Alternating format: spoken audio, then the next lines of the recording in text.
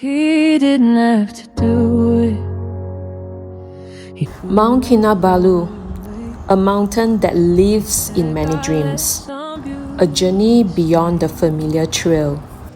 A beautiful world, slowly fading, the cloud's fingerprint is From Kuala Lumpur to Kota Kinabalu, from Maragang Hill to Gurkha Hut Base Camp. 4 days and 3 nights exploring a quieter side of Kinabalu.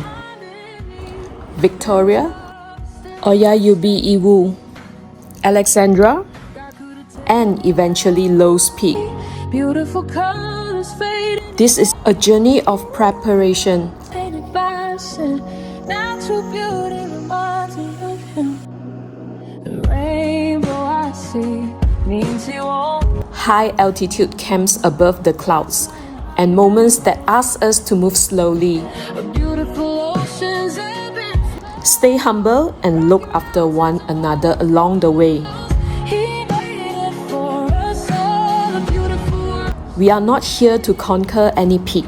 Fingerprint is staying. I see him in the sky in deep blue sea. All made for you. We are here to walk through it safely I feel him in a gentle and return with understanding.